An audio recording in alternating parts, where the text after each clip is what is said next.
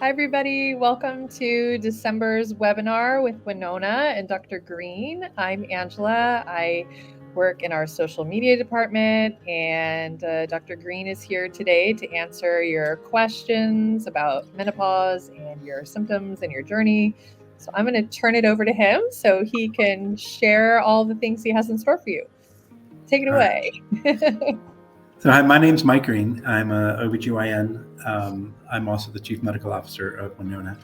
I've been in practice for over 23 years. I've been doing this a long time. And women's health is basically my passion. A lot of you are my patients. Some of you aren't. Some of you may not be any of our patients yet and are just testing the water, but we're glad you're here. And the purpose of this really is to answer your questions. So if you go into the chat feature and post your questions, we'll actually have something to talk about. Sort of the way I like to start this is kind of give you a little monologue to give you a chance to put your questions in. And then once we see sort of enough questions, I'll stop monologuing and actually answer your questions. But I was actually originally going to talk about one thing, but I'm actually going to talk about something else, and it's probably going to move into the first thing I was going to talk about. And it's interesting, information kind of seems to come in waves. And I remember it was yesterday, the day before yesterday, I got 4 questions about the same thing that like nobody ever asks usually. So I figured, well, there must be some social media post or something out there that's bringing this up. So I figured I probably ought to talk about it. And that's the idea of cyclic hormone replacement therapy versus continuous hormone replacement therapy. And the idea is that the way at Winona that we believe that hormone replacement therapy is the best way to do it for most people is to take the medicine every day. And that's called continuous hormone replacement therapy. There's another strategy in which medicines are only given sometimes during the month, and there's various ways that people do this. And the truth is there's absolutely zero data out there that that's a better way to do it. And there's some real good reasons why it won't be as good of a way as taking it every day. The first is pretty obvious. I mean, the idea is that your ovaries aren't making as much of the hormones that your body needs. And you know what? They're not making as much of the hormone your body needs every day. So you need that replacement every day. Your hormones don't all of a sudden decide, hey, this week I'm going to make plenty of hormone. And so you can take that week off. It's not really the way it works. So it makes logical sense that if we're trying to replace something, we probably ought to be replacing that all the time so that you continually get the benefit from that.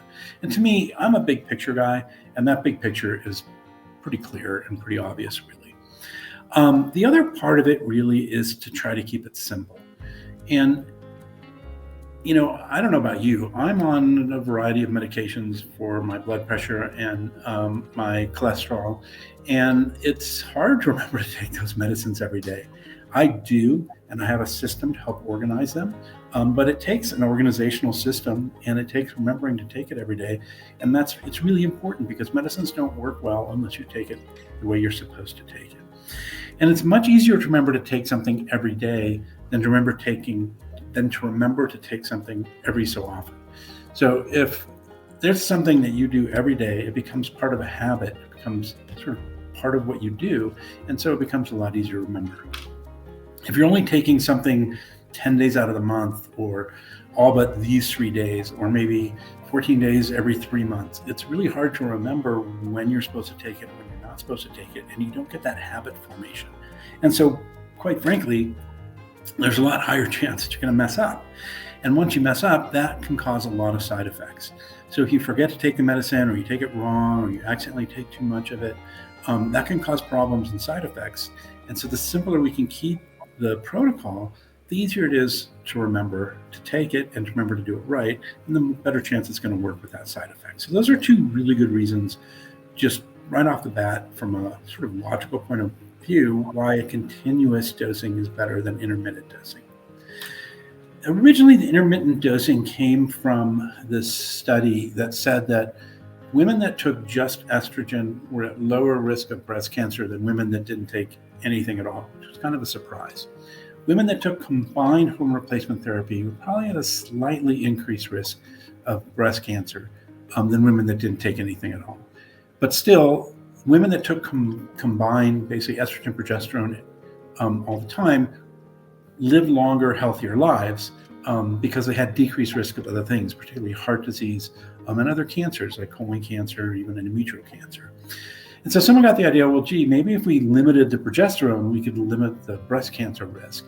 And so people started coming up with these different ways to try to limit the amount of progesterone that people were exposed to.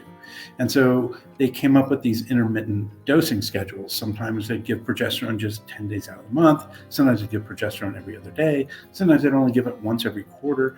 And all these were designed to try to limit the progesterone exposure, but there's been no studies to date that showed that actually made any difference. And so it complicates things without any benefit. Besides, there's benefits to the progesterone anyway. And then there's this misconception that hormone replacement therapy should be dosed the way birth control pills are dosed. And they're really very, very separate things. So birth control pills basically take over the function of the ovary completely. And so the birth control pill essentially shuts the ovary down.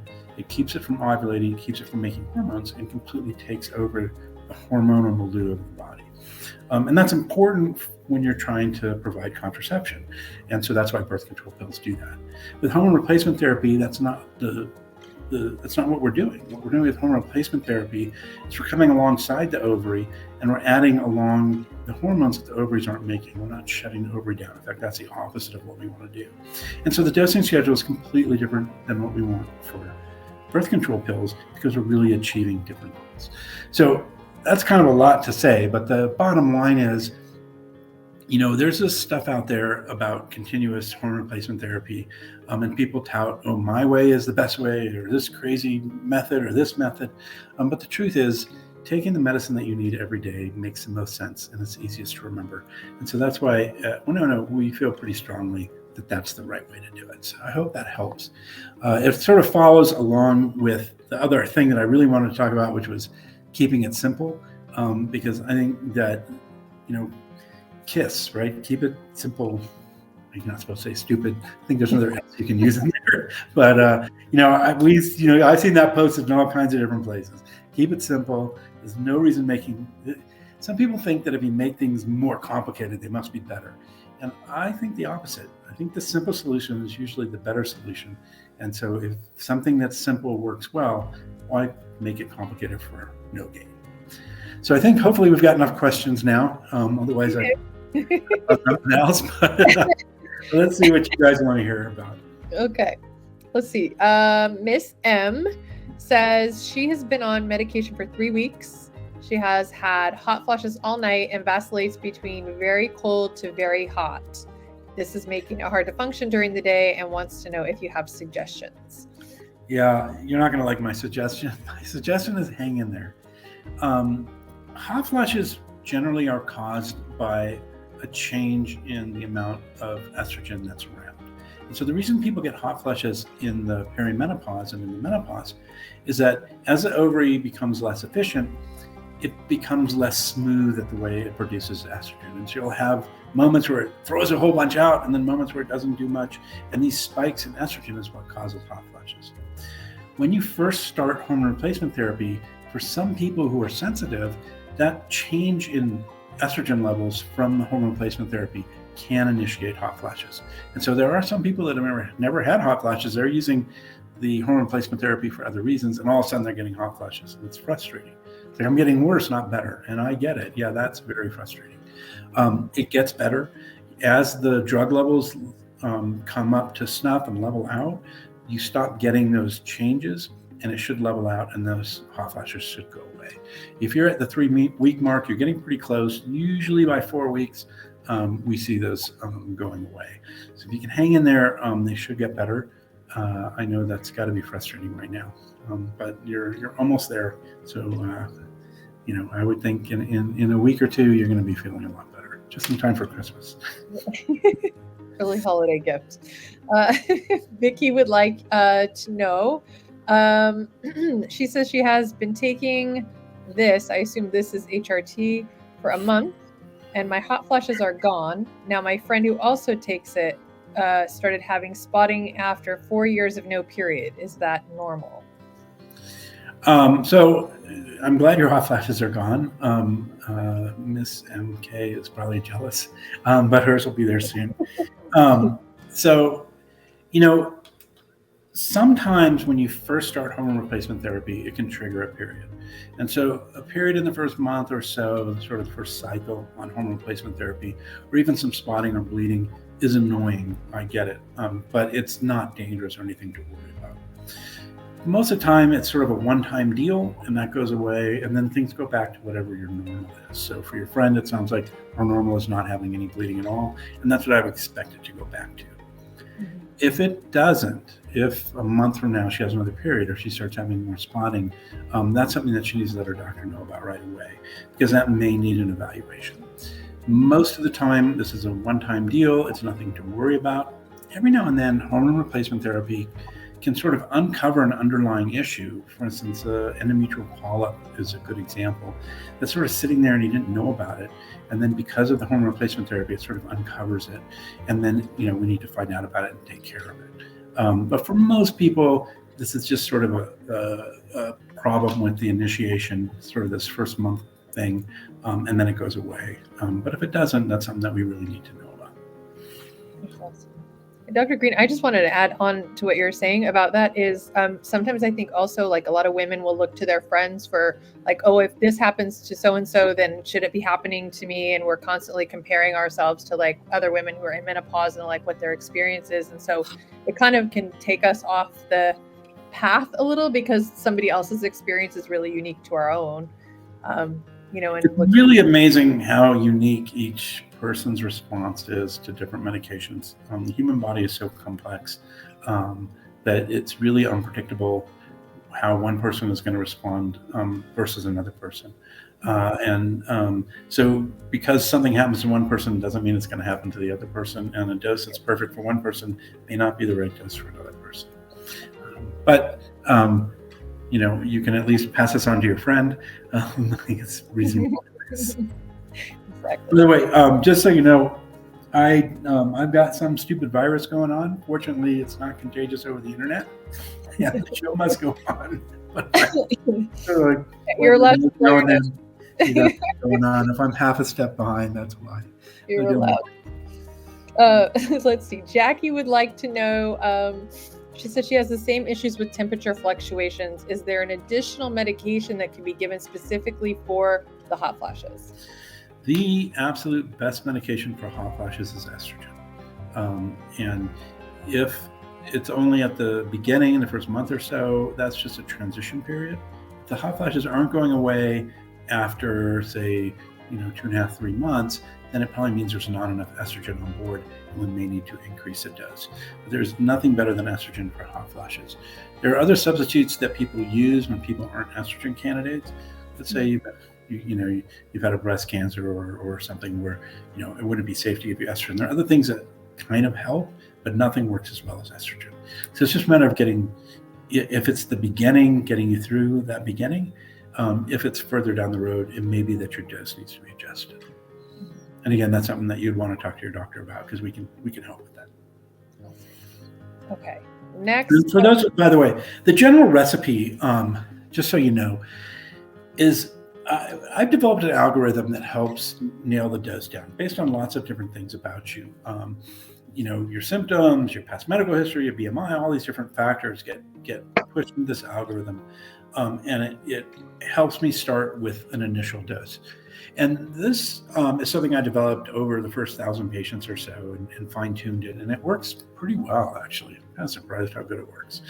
It's designed to err on the side of underdosing because I'd rather have to increase your dose a little bit to get that last bit of symptoms under control than overshoot and give you all kinds of side effects. So generally, if we have to adjust, we usually have to adjust up. Every now and then, I hit a little too high and we need to adjust down. Usually the adjustment is up. And so it takes about 3 months, not quite 3 months, to really kind of know where we're at.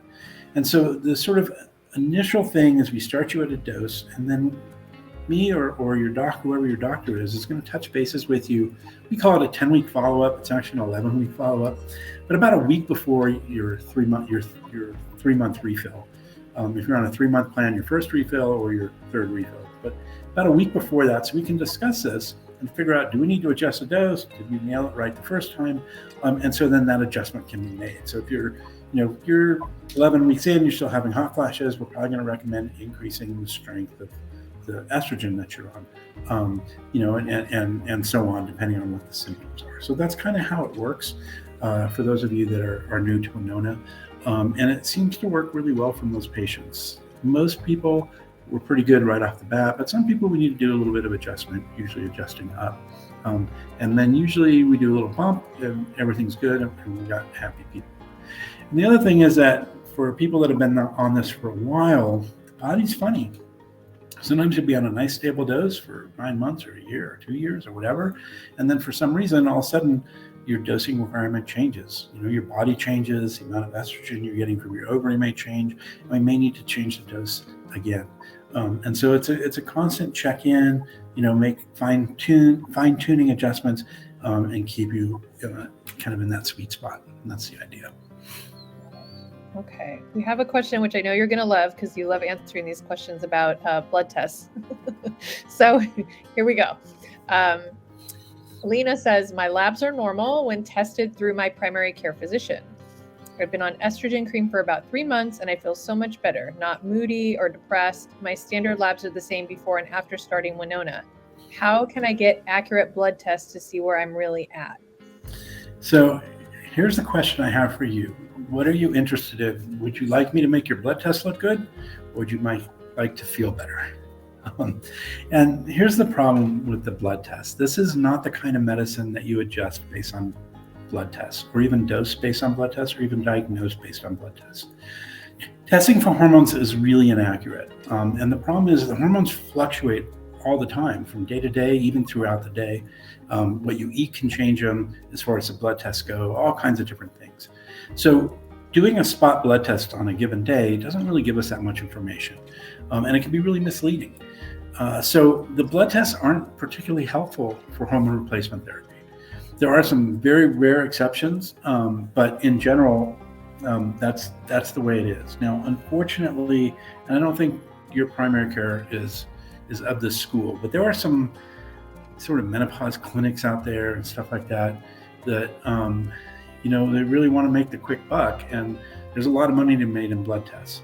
Again, I don't think this is your case because your primary physician isn't making any money off of blood tests. But there are, things on the internet, stuff like that, where blood tests are this billion-dollar industry, and they push blood tests. I don't know how I'm on their mailing list, but I get advertisements for Everlywell all the time. Gift this blood test to your friends. Like, well, I don't want to do that. And so blood tests are sort of being pushed, and for hormone replacement therapy, they're not really helpful. Hormone replacement therapy is dosed based on symptoms and adjusted based on symptoms. And so the right dose of hormone replacement therapy is a dose that, number one, makes you feel better, gets rid of your symptoms, and number two, doesn't give you side effects. If it's not getting your symptoms under control, we probably need to go up. If I'm giving you side effects, we probably need to go down. Sometimes you need to go up on one component and down on another component and play with it a little bit until we get the dose right. But the way we're going to adjust this is based on how you're feeling, not on what some random blood test says. So in my opinion, and honestly in the opinion of most experts, blood tests are a waste of time and money for hormone replacement therapy. There was actually an editorial a couple years back, I believe in the New England Journal. I think the title was "Stop Doing Blood Tests for Hormone Replacement Therapy." It was like, that was the title. And it was like, this is crazy. It's not helpful. It's very expensive, and it's misleading. And I can't tell you how many patients I have that come to Winona and say their doctor did blood tests and told them they were normal and they didn't need hormone replacement therapy, but they're miserable. And so we start them on hormone replacement therapy. And you know what? We check in at 3 months and they're like a different person. They're feeling great. So again, those blood tests aren't accurate. So, and I'm sure your primary care is a great doc, and especially internists love to do blood tests, and I don't think there's anything insidious going on. But most primary care docs aren't experts at, the menopause transition and hormone replacement therapy. They're doing the best they can, but so here's the thing. I'm actually board certified in family practice. I was. I did a family practice residency, and I found out that I really don't like taking care of sick people. So I did a whole second residency at OBGYN. I fell in love with delivering babies and women's health. I was told I had really good surgical hands, and that. So anyway, I did this whole second residency doing OBGYN. But so I've lived the primary care life, and it's really a different way of doing things. The family docs, man, they got it tough. They have to know about everything. They take care of little kids. They take care of men. They take care of women. They take care of everything. It's very, very difficult and very challenging. And those are some of the smartest folks around. I got it easy. Especially with Winona, I only need to know about one little thing, And so it's easy. It's a lot easier for me to know all the ins and outs of hormone replacement and the management of the menopause transition, because that's pretty much what I do all day, rather than having to see all the different stuff. And so that's the advantage of a specialist, is we have very deep knowledge base on one little thing, whereas the generalist, they have to know something about everything, and it's really challenging for them. So I don't get me wrong, I'm not trying to disrespect your primary care, but the lab tests really aren't necessary. We have a next question, which is asking, how long does it take for breast tenderness to subside after you decrease the dosage? So breast tenderness is usually a side effect of estrogen, and it's one of the signs that we may have overshot the dosage.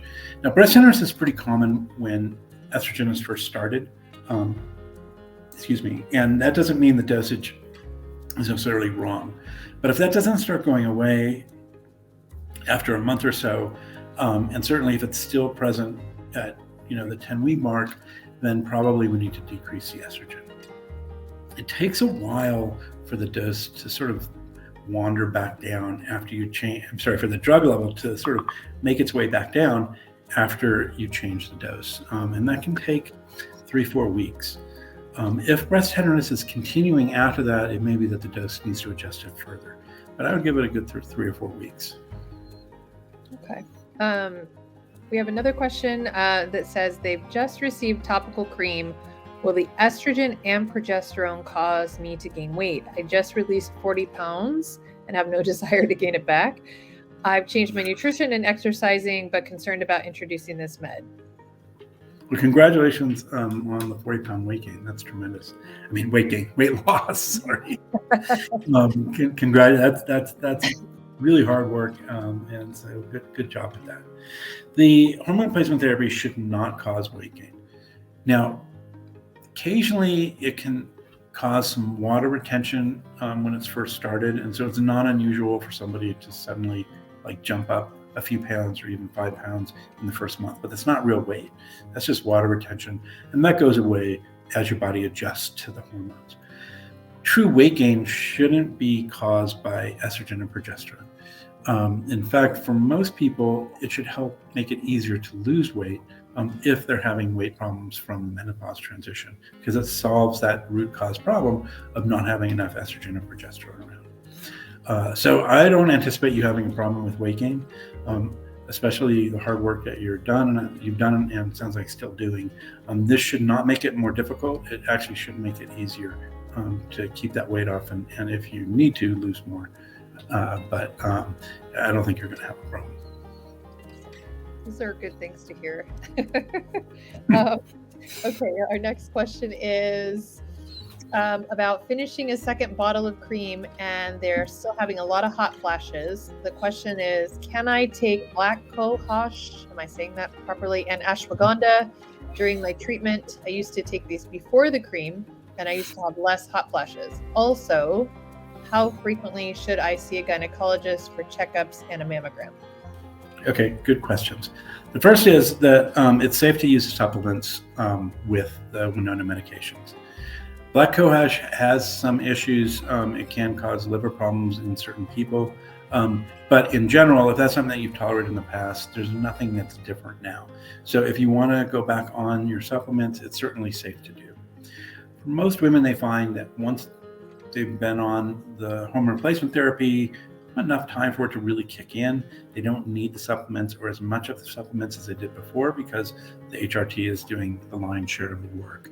But it's certainly safe to continue those if you want. So that's fine to go back on them. The next question I'm smiling about because I'm going to, this is something I train my residents on.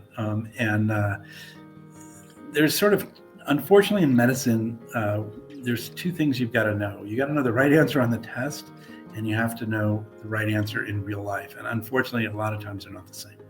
And I kind of pound this into my residents when I'm training them, because they've got a big test they've got to pass their boards.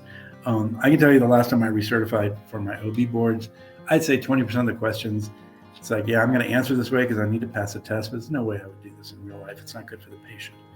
So there's a lot of changes that are going on in medicine right now. There's something called best practice. Whenever you hear the word best practice, translate that in your mind to cost-effective healthcare, because that's really what it means. And so, there's sort of two theories in healthcare. One is the public health person, which their job is to take care of sort of the whole country. And then there's the individual doctor, and their job is to take care of the individual patient. And so my personal ethical feeling is that when I'm in a room with the patient or on the internet with the patient, that patient becomes the most important thing to me. And so my job, I'm being hired to protect their health in any way that I can. If that costs society a little bit more money, that's not really my problem. And so in my opinion, you really should see a gynecologist every year, and you should be getting mammograms starting at 40 every year. That is not the current recommendation according to the government, because that's an expensive way to do things. The mammogram one really gets me. So it used to be that we would do mammograms starting at 40 every year. And there was a ton of studies that said that the radiation exposure was minimal and that the benefit of cancer reduction was great and much bigger than the radiation exposure. So the changes have nothing to do with health risks or radiation exposure.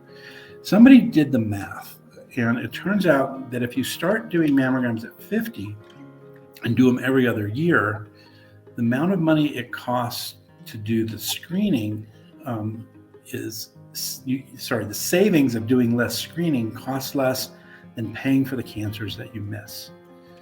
And so they tried to come up with a recommendation of starting at 50 every other year. Everybody screamed and yelled about that. And so there was sort of this compromise of saying starting at 45 and go every other year. The 50 every other year, that strategy in the United States at the time, if you did that strategy, there'd be 1,700 women a year that would die of breast cancer that would not have otherwise died if you had done the screening starting at 40 and every year. But it turns out paying for those women costs less than paying for all the extra screening. That's a stupid way of doing medicine. You're going to tell me that we're going to let 1,700 women die, and we're talking about young women now, because the ones that are going to die are the ones between 40 and 50 that you're not getting the screening, to save everybody a few healthcare dollars. Makes no sense to me. So there's tons of data that if you want to know what's best for your health, get a mammogram every year starting at 40. That's what I recommend. That's what my wife does. Sometimes she forgets, but that's what she intends to do. And that's what I recommend for my patients. Sometimes you may have a problem getting insurance to cover it. Here's a little trick. If you do your mammograms in October, it's Breast Cancer Awareness Month, and a lot of hospitals have significantly reduced out-of-pocket costs. You can get a mammogram for like 25 or 50 bucks in October in some places. So if you have to pay out of pocket, it's not that expensive. It's less than an oil change, and it's really worth it. I have similar arguments for pap smears, and I think everybody ought to see a doctor at least every 2 years, but probably better every year. And for women, the most efficient way to do that, unless they have other healthcare issues, is with the gynecologist and get the pap smear and get the mammogram. Someone's going to check your blood pressure, you keep an eye on your weight, look at your medication list, look at your skin. Hey, that's a funny looking mole. You need to see a dermatologist, what have you. I think that, it's worth seeing a doctor in person every year or every other year, just as basic general screening. But again, that's not the right answer on the test. But again, we're not here to answer a test. We're here to take care of your health. Well, you're keeping it real. Thank you. I kind of went a little on a rabbit trail on that one. It's something I feel passionately about. Thanks for the softball question. Okay, the next question is, I've been using estrogen cream for about 6 weeks now, and I've had some very minimal vaginal spotting. Should I expect this to get worse? So no, and if it gets worse, please let your doctor, your Winona doctor, know right away. So as I kind of mentioned before, Having some irregular bleeding the first month or so is usually nothing to worry about. But if that really continues and doesn't get better, that's something that we need to know about. And if it doesn't go away, you may need to get an evaluation, an exam, maybe an ultrasound, just to make sure there isn't something going on. The next question is a two-part, so I'll question one and part two. So first part is, I'm having trouble sleeping after starting the cream. Will this go away? That's one. And then the second part is, I'm also feeling extremely irritable. Is this normal? Could you explain the DHEA a little more? Okay, 3 questions. The last 2 was like a combo. That's okay. You can have 4 if you want. Okay, so let's start with the sleeping. For most people, the hormone replacement therapy, particularly progesterone, causes people to get sleepy and be tired. And so we generally recommend to use it at night because it makes people sleepy. And so that helps people fall asleep and stay asleep. And it's kind of like, you take advantage of the side effect to make it easier to sleep. But some people actually respond the opposite way. And some people, progesterone can be really activating for them and act more like caffeine. It's a small percentage, maybe 5 to 10%, but enough that it happens. And so for those people, they're much better off taking or using the cream in the morning, again, to take advantage of that activation, because it makes them more alert, keeps them awake, kind of like caffeine does. If you take caffeine at night, it's going to keep you up. And if the progesterone is acting like caffeine, it's going to keep you up. So I don't know what time of day you're taking this. If you're using the cream at night, I would try switching it to morning. If you're using the cream in the morning, try switching it to night. It's okay to experiment with different times of day and see what works best for your individual situation. Again, every body is different. And sometimes you got to play around with the time that you're taking it to see what's going to work best for you. So I would swap it. If you're taking it at night, try in the morning. Take it in the morning, try at night. I bet you that's going to take care of the sleepiness. The second question and third question are probably related. So if you're feeling really irritable, it's most likely the DHEA. And this can be an initial side effect of DHEA for some people. It can give them some aggression. What I found is, again, it's unusual, but not like so unusual it doesn't happen. For some people, it seems that if they start the cream and the DHEA at the same time, the DHEA can make them really irritable. And really kind of aggressive and not feel well, crying, all kinds of emotional side effects. And so it just seems for some people, it's hard on the body to start both at once. So what I'd recommend for you is to stop the DHEA for now, give it a month or 2, let your body adjust to the cream. Once that adjustment is done, then restart the DHEA. And I think you're going to do a lot better with it. So that'll probably solve the problem. So that brings us to the third, or the part 2B of your question, and that is to explain the DHEA a little bit more.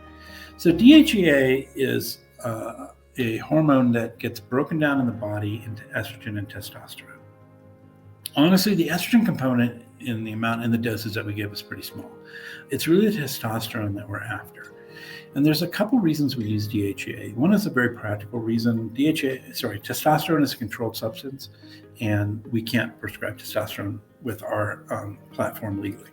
There are some states that we could play games with using COVID rules, but we don't really want to do that. The second part with testosterone is testosterone can be tricky because testosterone is the one of the hormones that sometimes blood levels are worth doing, because it's pretty easy to overshoot the testosterone and give people what we call androgenic side effects, basically give them male characteristics. So if you give too much testosterone, it can cause a lot of problems for people. One of the reasons it's a controlled substance is people use this as a drug.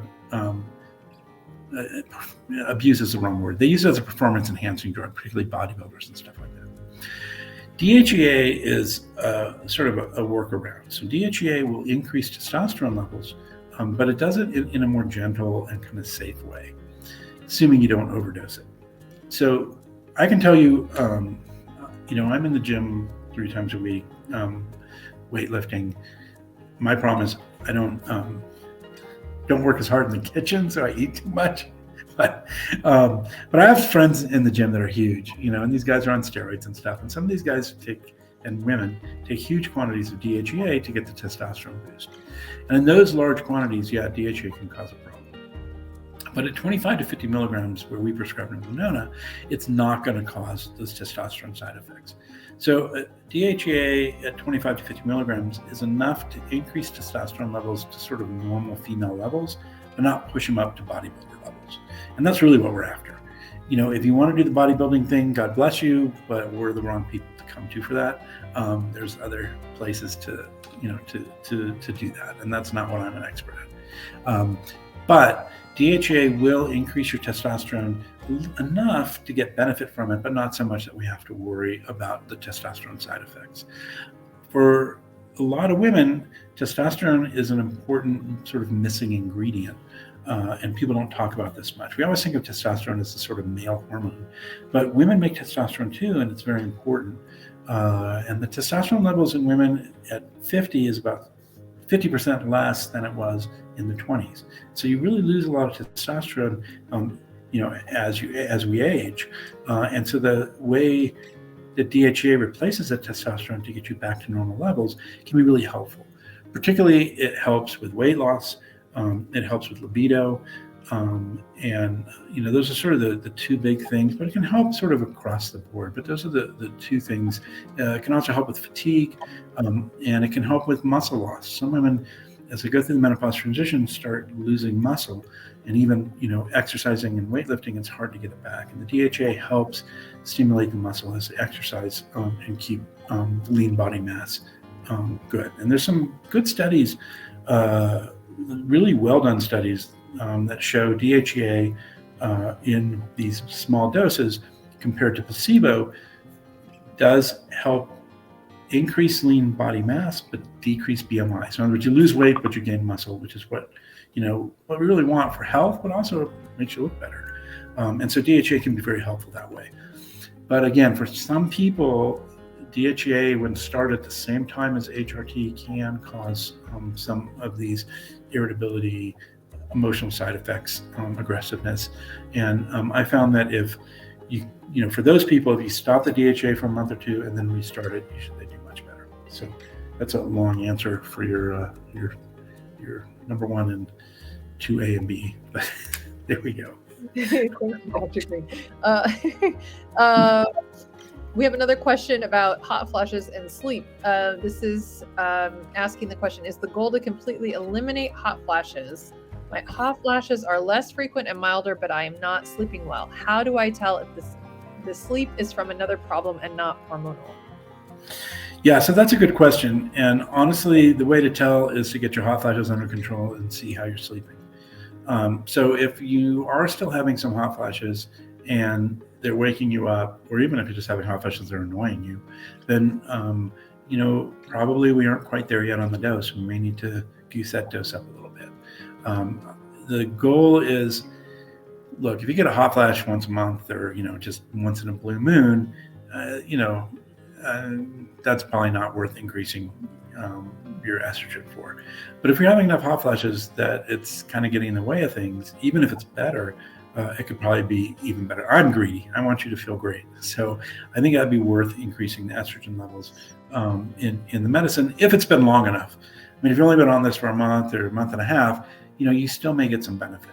But if you're getting to that 10-week mark and you're still having hot flashes and you're not sleeping well, then let's get rid of those hot flashes for you by increasing your estrogen.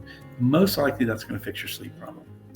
If you find that, okay, we've sort of maximized your hormones, everything else is good, you're still not sleeping well, then maybe the sleep is coming from something else.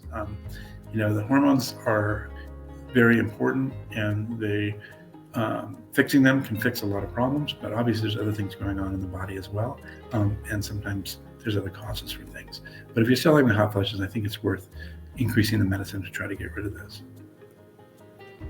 We have a question about timing. I'm taking the pill in the morning and the cream at night. Is this okay? I haven't felt any changes. Brain fog is bad. No energy. Hot flashes are bad. Still depressed and moody.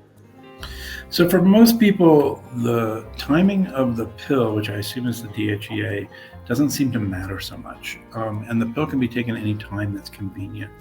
The way I look at it is, the most important thing is to be consistent and take it every day. And so whatever time of day is best to help you remember, it's probably going to be best for the DHEA. Now, there are exceptions to that. And I have had certain patients who tell me, gosh, it makes me sleepy, so I switch, take it at night, and I feel better. Great.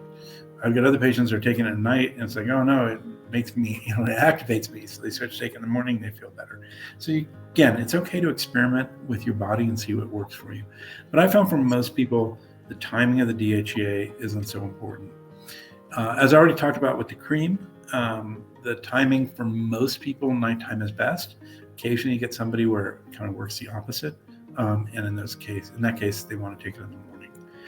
If you're still having all your symptoms, which it sounds like you are, either you haven't been on it long enough or the dose isn't sufficient. So depending on how long you've been on it, the answer is either going to be, hang in there, try to give it more time. Or if you're at that 10, 11 week mark, it's probably time to increase the dose. Yeah, it looks like as I scroll down, she started November 19th, so for 3 weeks, and she's also still having body, scalp, and vaginal irritation. So yeah, 3 weeks is like kind of right at the height of it. Here's the unfortunate thing about this, it's very frustrating. The side effects tend to come on early. The benefit comes on later. For a lot of, some people are really lucky. They take it a weekend. Oh my God, I feel great. That's wonderful. I love that. But it's not the way it is for most people.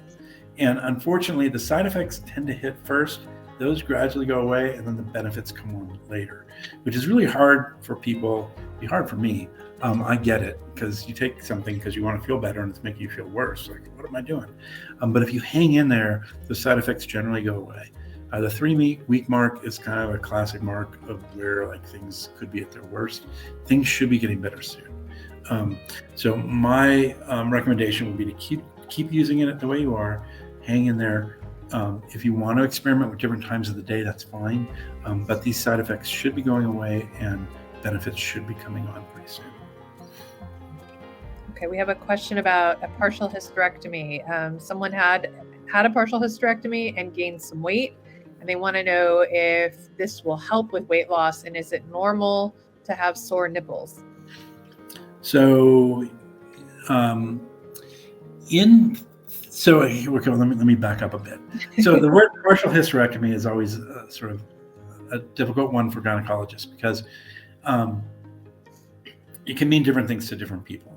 So we have what we call a total hysterectomy and a subtotal hysterectomy. Total hysterectomy means that the uterus and the cervix were removed. A subtotal hysterectomy means the uterus was removed and the cervix was left behind.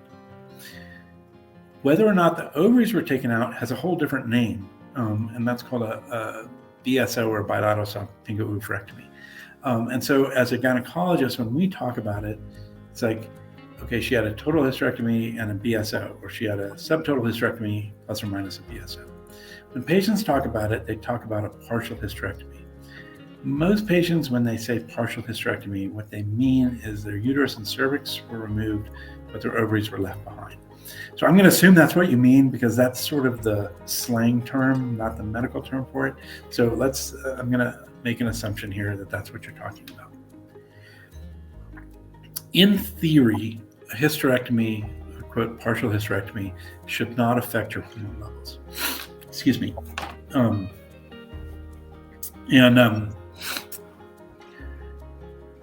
Again, that's the right answer on the test. The truth is, in practice, I've found that for a lot of women, even though in theory taking the uterus out shouldn't affect hormone levels, if you leave the ovaries behind, it often does. And I think what happens is that some of the blood supply, back up again, the ovaries actually have a different blood supply than the uterus. And so that's why you can take the uterus out and the ovaries can stay healthy because they get blood from a different source. But there's a lot of overlap in there. And sometimes I think blood supply gets compromised to the ovaries when you take the uterus out. If you've done surgery, you would understand this, but there's sort of a lot that goes on in a hysterectomy. And so I've noticed that it's not uncommon for women to have symptoms of decreased hormones after hysterectomy, even though the ovaries were left behind. So all that being said, yes, the right answer on the test is no, this shouldn't cause issues with your hormones or weight loss or weight gain, but the truth is for a lot of people it does. And so assuming that the weight gain is because some of the hormones that your ovaries are making aren't there anymore, it's not making hormones as efficiently, replacing those hormones should take care of the root cause problem and help with weight loss. It's not going to happen by itself. And that's the other thing I think that maybe you don't do a good job communicating. This is not a magic weight loss pill. I wish it was. I'd be taking it. But the problem is, as women go through the menopause transition, as the hormones drop, or if you have a hysterectomy and your hormones drop, those hormones can change the metabolism. And so replacing the hormones that are lost can help get your metabolism back to sort of the way it was. It's not going to overcome poor eating habits or or exercise habits or something like that. So this isn't the kind of thing where you can take this medicine and continue to eat poorly and lose weight. I think there's a lot of disappointment because this does help a lot of people lose weight. It does make it easier to lose weight, but there's still a lot of work that has to happen on the patient side. So it makes your weight loss efforts more efficient. So when you're doing that hard work of losing weight, this will help weight come off more quickly and more easily. But it's very easy to overwhelm the changes with poor eating choices. So yes, I think this should help you with weight loss, but you still got work to do on your end. We have a short question. The question is the Winona hormone cream considered anabolic? No, that's a good question. Anabolic steroids generally are things like testosterone. The DHEA, I guess you could consider it that, but no, I wouldn't really consider it. Again, we're not dosing it that way anyway. Even the DHEA, it's really a replacement. So we're not trying to superdose the hormones. We're just trying to get you back to what your hormones are supposed to be at. So if your ovaries were working at their normal functioning, that's where we want you at. And so the idea is not to, turn you into a bodybuilder or, and for some people that's what they want. And so it's important, this is not going to work for transitioning. If you're trying to transition from male to female, this isn't the right thing for you. It does what it does, and that is it's trying to get you back to the way that you were before your ovaries became less efficient. Whatever name you want to give for that is fine. But this isn't the kind of thing, when you talk about a performance enhancing drug, things like that, it's not that. That being said, there are certain professional and high-end amateur sports organizations that do have DHEA on a banned substance list. Again, mostly because people that are taking these massive doses. But if you're in some kind of competitive sport, you want to see what the rules are. I don't want you to get disqualified because DHEA is, certain organizations do ban its use. Okay, we have another question. Someone who is turning 50 in February and has her uterus and ovaries says that she's had perimenopausal symptoms for a few years. Should she start HRT now or wait until the full 12 months to be menopausal? Great question. There's this misconception out there. Actually, I get it on both sides. So I get a lot of people asking your question. It's like, I'm still getting periods, but I'm having symptoms. Should I wait until my periods have stopped for a year so I'm, quote, menopausal? I have other people who their periods have stopped for a year, like, is it too late for me? So there's concern on both ends. And not trying to make light of this, but just to say that this is a common question I get. It's an important question. Hormone replacement therapy is best started early. There was a really landmark paper that came out, I forget which journal, but by our cardiology friends that said, hey, hormone replacement therapy has a timing issue. And if you start it earlier, you get much more cardiovascular benefit than if you start it later. So number one, it's going to help your heart if you start it before you're in full-blown menopause. Number two, at least as important, you're going to feel better. And so we know that women that are starting to get symptomatic, starting hormone replacement therapy early is actually safer than waiting until later, and they might as well feel better. So there's no reason to wait until your periods stop. It's completely appropriate and beneficial to start this earlier rather than later. Not only do you get the cardiovascular benefit, you also get benefit to your bones, decreased risk of osteoporosis. But again, I think more importantly, why suffer with your symptoms if you don't have to? It's safe to start it earlier. In fact, it's safer to start it earlier. So you get the safety, you might as well get the benefit as well. For those of you that are postmenopausal, that have waited that 12 months, it'll still help you and work for you. 60 is the magic age. And once you hit that 60 threshold, then it's considered, increased risk to start at that point. And so we don't prescribe, hormone replacement therapy to women over 60 for the first time. Pardon me, I'm sorry. If you've been on hormone replacement therapy, it's safe to continue it as long as you want. So it's not like you turn 60, we're going to cut you off. But if you're over 60, we don't initiate hormone replacement therapy. So those of you that are postmenopausal and under 60, it's still safe to use, and it will help you. And so it's worth doing. But even more so, before you've reached that full-blown menopause, it's a good idea to get it started, get your symptoms under control, feel better, but it's also a safety issue. Okay. I know, Dr. Green, I know you kind of have to go in about 5 minutes, right? I want to make sure we keep you on time. Honestly, so I had an event that actually wasn't canceled. I thought it happened in December, but December's dark. So I had a hospital event I was supposed to go to, but it turns out it's not happening. That's why we started early. But my cold medicine seems to be working off too. So but let's try and get these questions answered. I'm a little talkative tonight. Sorry. Okay. No, it's okay. I just wanted to be mindful of your time. So if you're good, then we'll keep going. Okay. So we have a question about how long does it take for the estrogen cream to absorb into your skin? There's a concern with washing it off in the shower too soon. Great question. 30 minutes, it's considered fully absorbed. So you can, if you wait 30 minutes before showering or swimming, that's ideal. On the other hand, why don't you just use it after you get out of the shower? You don't have to worry about it. It's kind of a more practical, easier way to do it.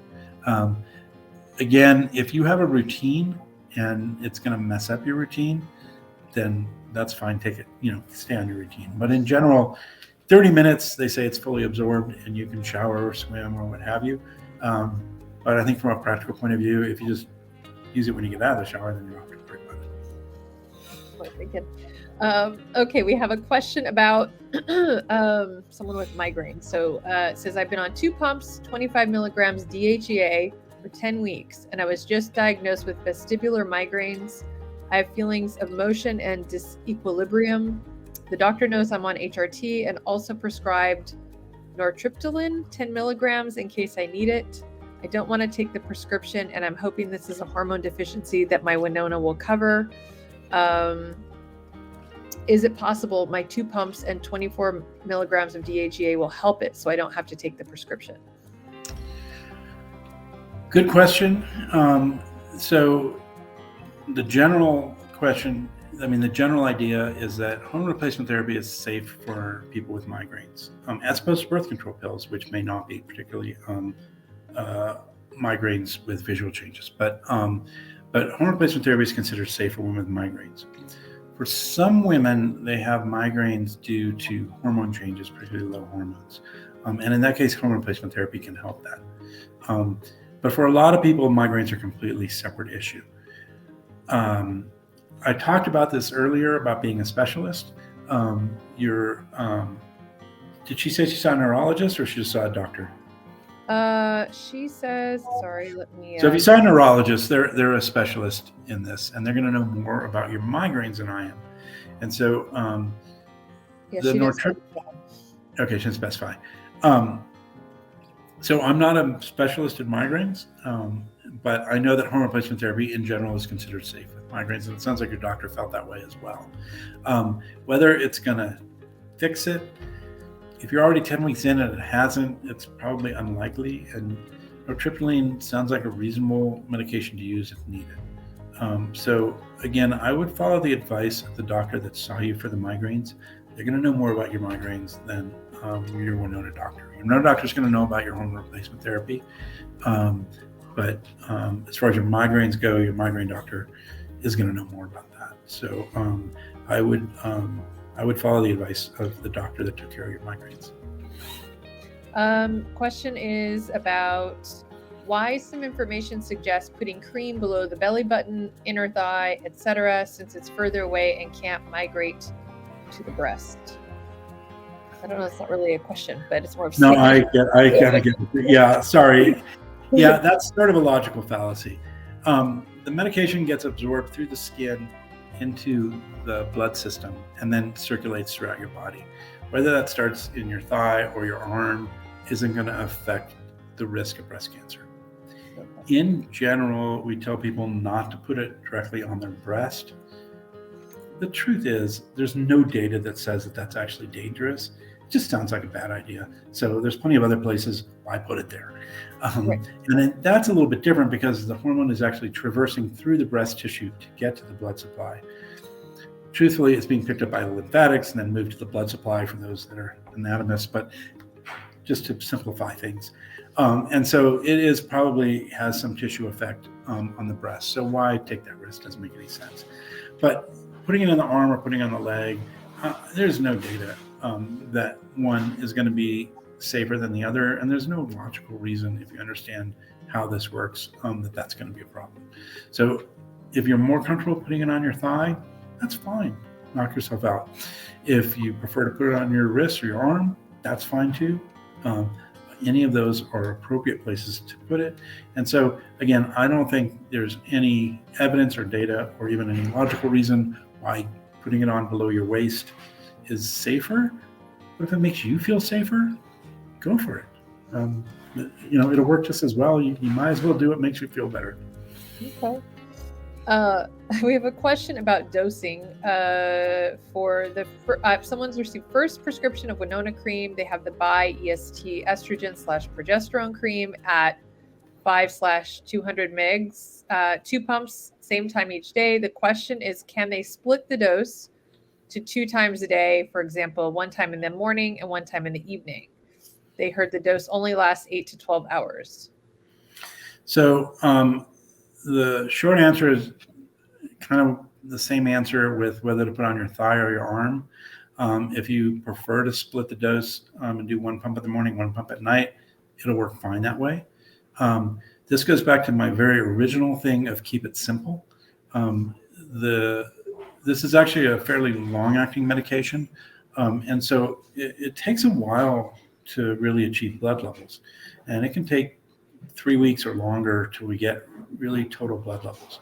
Once you get your blood levels, then those blood levels stay constant, whether you're using it twice a day or once a day, and either one is fine. So in my opinion, since both of them work just as well, you might as well go with the easier one and use 2 pumps at once.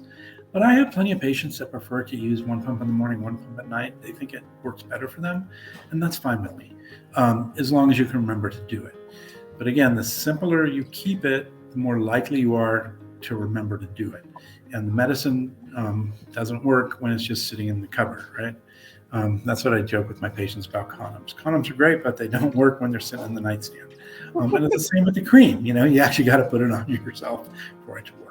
So if you're one of these, sort of OCD patients and you can remember, like, that's what you do, you make lists and stuff like that, and this works for you and you prefer to do it twice a day, hey, that's great. It'll work fine that way. For most people, it's easier to remember to do something once a day. And so that's, for most people, the better way to do it, because it's more likely to be done correctly. We have a lot of questions about DHEA. So someone's mentioning that they're not on DHEA now, that they're irritable just on the estrogen cream. There's no question. It's more of a comment. So again, it could be a dose issue. It could be a timing issue. And so it may be that the dose needs to be adjusted.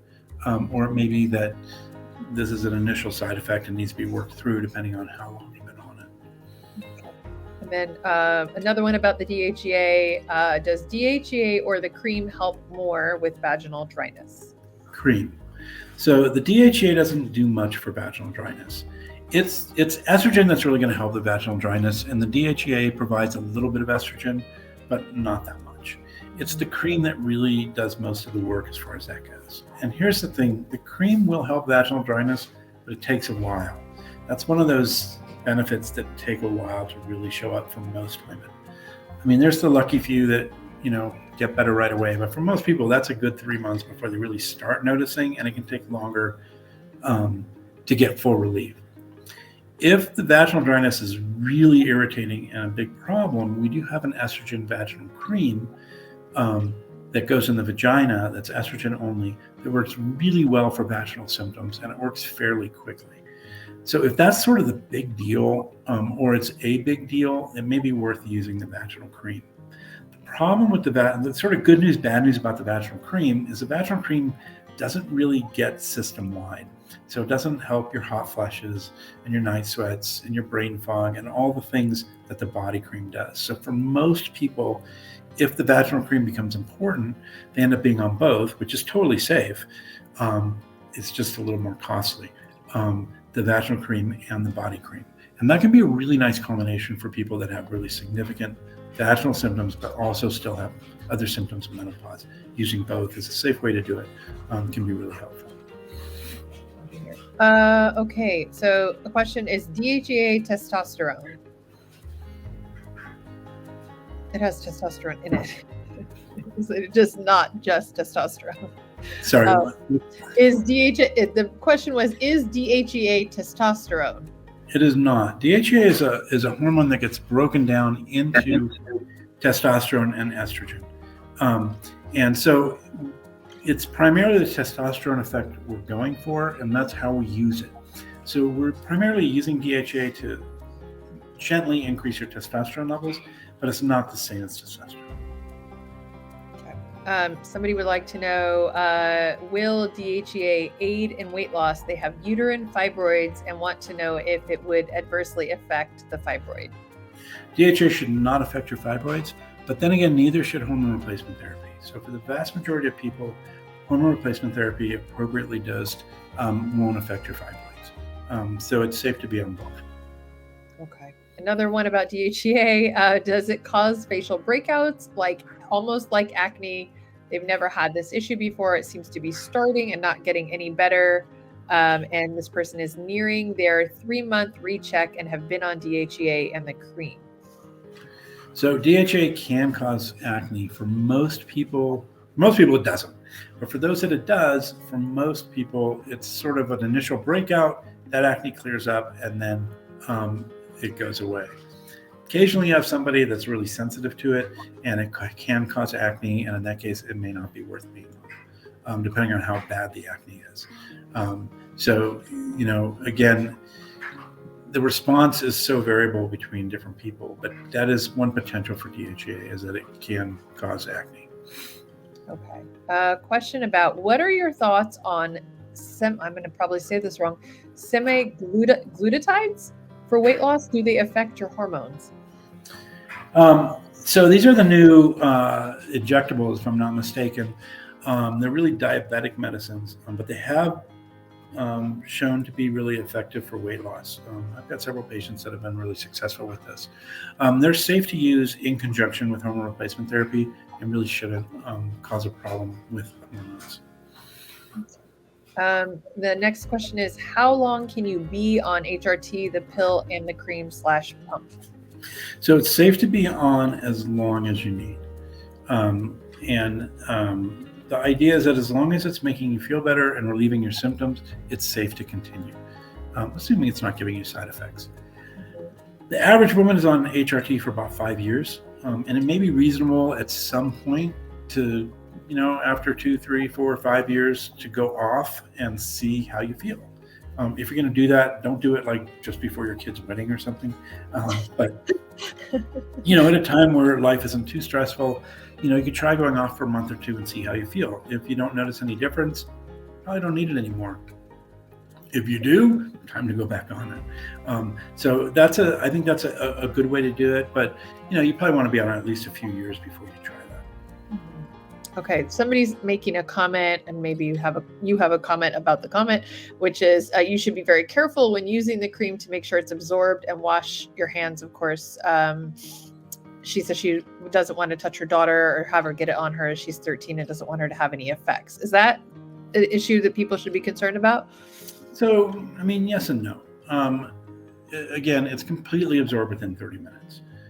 So if you don't touch your daughter with wherever you've applied the cream, and well, let me back up. Of course, you should wash your hands after touching any medicine. But let's say that you're putting it on your wrist or your inner arm. Maybe you don't want to give your daughter a big hug if she's, has a backless dress on or something, and your arms are going to touch her back in the first 30 minutes. The truth is, it's pretty hard to imagine transferring enough of the cream to cause a problem in anyone, unless you're doing something like routinely every time after you apply the cream.